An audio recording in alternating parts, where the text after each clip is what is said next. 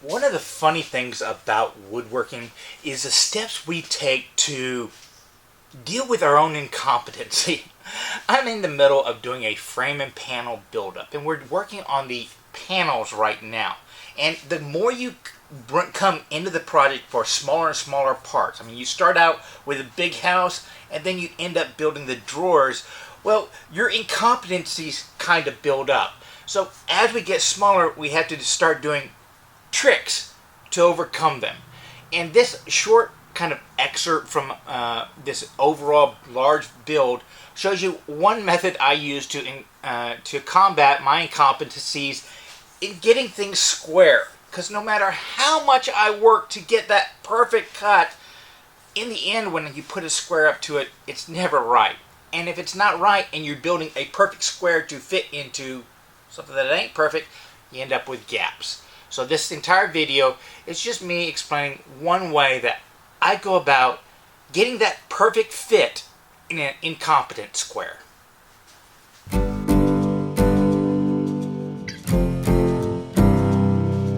Now, I can never explain things like this because, when I glued it up, I squared it up. It was square in the clamps. But whenever I come over here after the end, this one right here, maybe 1/4 of a degree. I mean, you can hear it. Little bit of flex. This side right here, that one's dead perfect. Can't do better than that. But then I come over here, and I can see a little bit of light on the bottom, and I go over there, and it's kind of, you'll see a little light here, a little light there, which means you're, a fraction of a degree off, which kind of means you cannot make a perfectly square panel if you want to minimize your gaps as much as possible. And as a practice piece, that's what we're going to be doing. So I'm actually going to be fitting these pieces. I'm not just going to take a measurement. I'm going to fit them so that I can capture all the angles I want. So the first thing I'm going to do is go through each one of these sections. I know that my long pieces are going to be on the bottom and top. My short pieces are going to be here. But in order to get the bridle joints to work, they have to go all the way through. Now, you will not see the end grain of the joints because they're going to be up here, so I don't really have to worry about having grooves exposed or anything like that. So that's my design idea. So right now, I'm going to go through and size up all these. Now, as usual, the first step is picking out your boards, figuring out grain direction and stuff like that. A lot of that you took care of when you milled it up.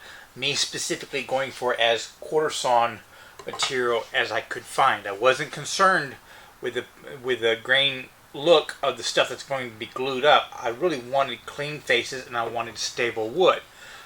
But wood doesn't always stay stable. I might have jointed an edge and then taken it off with a table saw hoping I would get perfect boards, but you need to check that. This board right here, you can tell, has a little light gap in the middle. If I reverse it, a little light gap on the end. So one of these two boards has warped. So when you are laying out your boards, I would suggest that if you have, like this one's warped dipping down in the middle, you oriented the board as best you can so that you will be squeezing the edges up to make it flatten out against this top board right here. That way the pieces that come up will be your clamp to get it all flush with the tops. If you were to do it this way, you would have to do these and then get another clamp in the middle to make it tight. Now, that's about as big a gap as I normally get in these things, and I can squeeze that light gap in between these two boards together with my fingers. So it's not going to take much pressure. But it might continue to warp a little bit more in the future. It might not. If it does, at least it will warp so it snugs itself up. Now we are going to be fitting each one of these pieces to its individual slot on this area. So marking what board goes where is critical.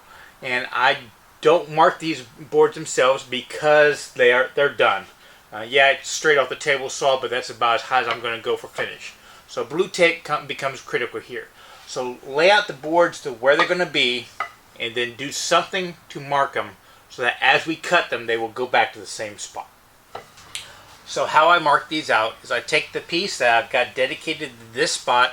I personally put the markings on the inside. That way, even if it bleeds through or something, it's not going to be able to see.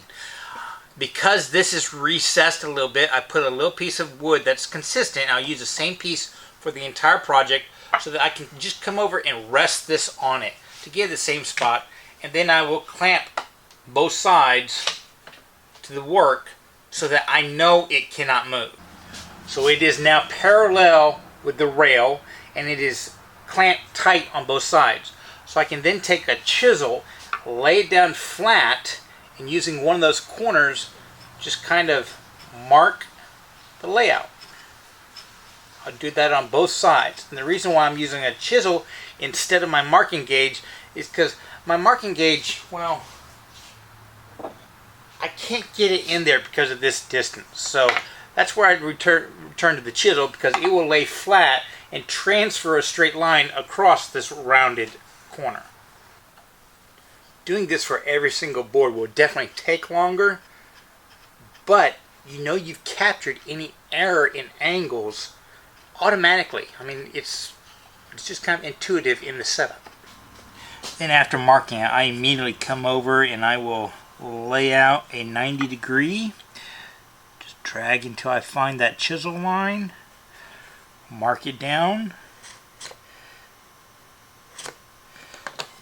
And come over and start sawing. Starting on the far corner, lining across the top, then focusing on coming down this side over here, which has that line.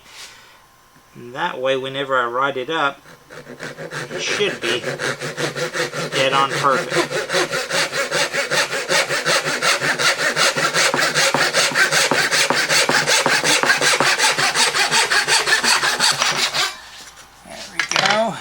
And do the other side the same way.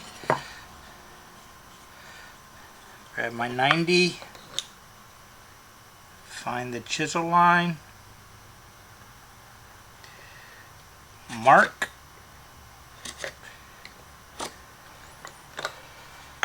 and saw.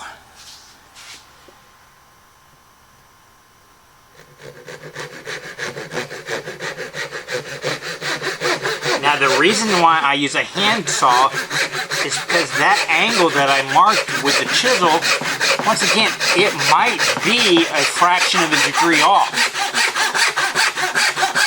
But in all seriousness, with a hand saw, I don't know the difference. I'm just sawing to whatever line shows up.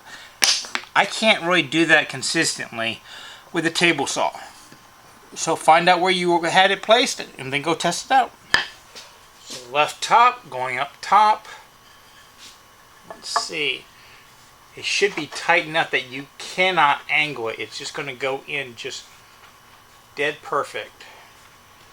Yeah, even the slightest angle and it's kind of tight to come in.